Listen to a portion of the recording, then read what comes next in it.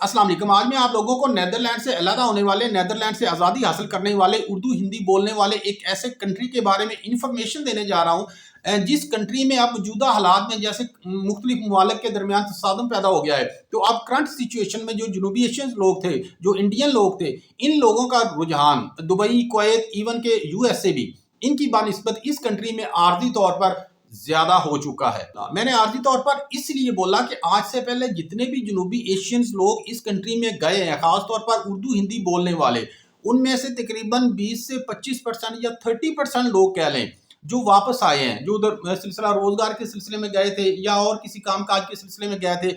बाकी जो लोग हैं उधर जाकर उन्होंने शादियां की, उधर ही सेटल्ड हो गए, क्योंकि इस कंट्री में ज़ाहिर उर्दू हिंदी बोलने वाला कंट्री है। इससे मुराद यही है कि उधर पाकिस्तानी इंडियंस लोगों की बहुत ज़्यादा तादाद मौजूद है।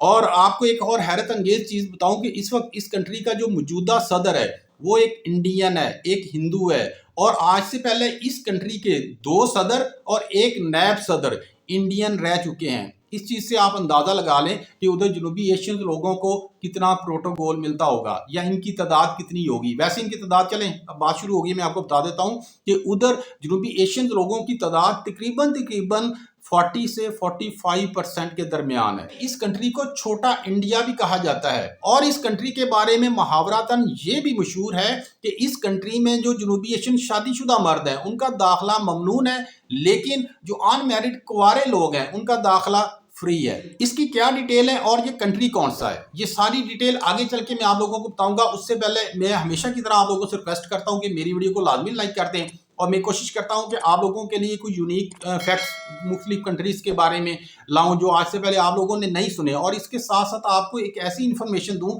जो इन्फॉर्मेशन सुनकर आप लोग जस्ट इंजॉय ना कर सकें बल्कि फ़ायदा भी उठा सकें। अल्लाह ताला मुझे, आपको और हम सबको दुनिया, कब्र और आखिरत की बेबहा आसानियां अता फरमाए, इंशाल्लाह आमीन सुम्मा आमीन। बढ़ते हैं तफसील की जानिब। इस कंट्री की करेंसी पाकिस्तान, इंडिया और बांग्लादेश तीनों से कहीं ज्यादा स्ट्रॉन्ग है। इस कंट्री के बारे में एक और अजीबोगरीब चीज कि इस कंट्री में आप किसी भी दरख्त की, ट्रीज की पिक्चर नहीं ले सकते। इसकी रीजन ये बताई जाती है कि किसी दरख्त की, किसी ट्रीज की पिक्चर लेना इंसानी सेहत के लिए मुफीद नहीं। स्टार्ट में मैंने आप लोगों को बोला था कि इस कंट्री में मुहावरातन ये भी बोला जाता है कि यहाँ शादीशुदा मर्दों का दाखिला ममनू है, लेकिन कुंवारों का दाखिला जो एंट्री है वो बिल्कुल फ्री है। बात यह है कि इस कंट्री में जितने भी जनूबी एशियन लोग हैं वो ज्यादा उधर जाके मैरिज कर लेते हैं, शादी कर लेते हैं। तो ज़ाहिर है जो बंदा इधर जाएगा, उधर रहने की नीयत से जाएगा, नेशनैलिटी की नीयत से जाएगा, तो ज़ाहिर है उन लोगों को थोड़ा सा ज्यादा सपोर्ट किया जाता है। जो मैरिड लोग होते हैं वो जस्ट जो बिजनेस करने जाते हैं,